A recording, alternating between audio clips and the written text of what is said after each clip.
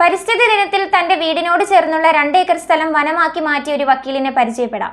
കോതമംഗലം സ്വദേശിയായ advocate JP Jacob ആണ് പ്രകൃതിയുടെ കാവലാളായി മാറിയിരിക്കുന്നത്.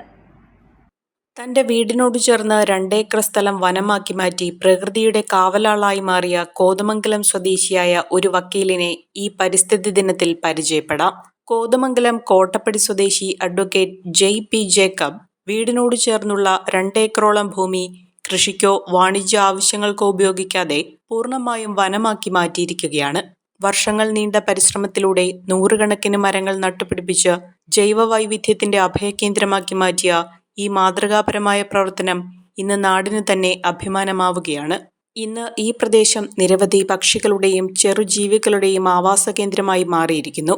ചൂട് കുറയ്ക്കാനും ഭൂഗർഭ ജലസംഭരണം വർദ്ധിപ്പിക്കാനും ഈ ചെറുവനം സഹായകരമാകും. നഗരവൽക്കരണവും വനനശീകരണവും വർദ്ധിക്കുന്ന ഈ കാലത്ത് പ്രകൃതിയെ സംരക്ഷിക്കാനുള്ള വ്യക്തികളുടെ ഉത്തരവാദിത്വം എന്താണെന്ന് ഈ അഭിഭാഷകൻ സ്വന്തം ജീവിതത്തിലൂടെ കാണിച്ചു തരികയാണ്.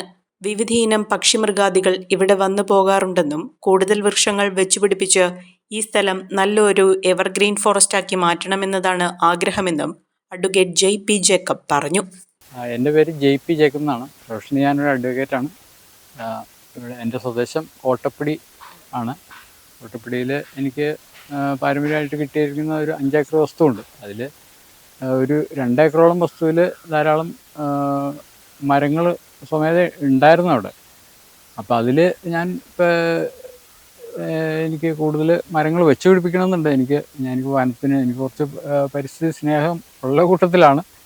അപ്പോൾ എനിക്ക് ഇതിലിപ്പോൾ ധാരാളം കാപ്പിയുടെ തൈകൾ അങ്ങനെയൊക്കെ വന്നിട്ടുണ്ട്. അത് പൂർണ്ണമായിട്ട് ഒഴിവാക്കി ഒരു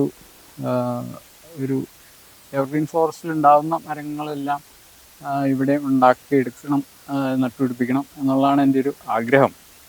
അപ്പോൾ അതിലേക്ക് ഞാൻ കുറേ മരങ്ങളൊക്കെ നട്ടുപിടിപ്പിച്ചിട്ടുണ്ട്. പക്ഷേ ഈ കാപ്പി പൂർണ്ണമായിട്ട് ഒഴിവാക്കാൻ സാധിച്ചിട്ടില്ല. അത് ഇപ്പോൾ ഇതിൽ പഴയ കാലത്ത് മുതലുള്ള ആഞ്ഞിലികൾ, പ്ലാവ്, പിന്നെ പൂവം, പിന്നെ മണിമരുത്, തേമ്പാവ്, പിന്നെ ഈട്ടി ഉണ്ടായിരുന്നു. അതിപ്പോൾ അതിൻ്റെ തൈ പിന്നെ ഉണ്ടായിട്ടുണ്ട്. ആദ്യം ഉണ്ടായിരുന്നത് ഉണങ്ങിപ്പോയി. എന്നിട്ട് പിന്നെ ഉണ്ടായതിൻ്റെ തൈയൊക്കെ ഉണ്ടായിട്ടുണ്ട്. പിന്നെ മയിലുകളെന്ന് പറഞ്ഞൊരു മരമുണ്ട്. പിന്നെ പ്ലാവ്, മാവ് ഉണ്ട്. മാവൊക്കെ ഇതിൽ ധാരാളം ഉണ്ടായിരുന്നു. ധാരാളം പക്ഷികളൊക്കെ ഇതിൽ വരാറുണ്ട്. ഞാൻ ഒരു പക്ഷി സർവേകൾക്കൊക്കെ പോകാറുണ്ട്. അപ്പോൾ അതുപോലെ എനിക്ക് ധാരാളം പക്ഷികൾ ഇവിടെ വരാൻ ഉള്ള സാധ്യതയുണ്ടായിരുന്നു. ഈ മരങ്ങൾ വെച്ച് പിടിപ്പിക്കുമ്പോൾ തന്നെ അതിനുള്ളൊരു സാധ്യത കൂടുതലുണ്ട്. മാനിയ മൊബൈൽസ്, PO ജംഗ്ഷൻ, മൂവാറ്റുപുഴ.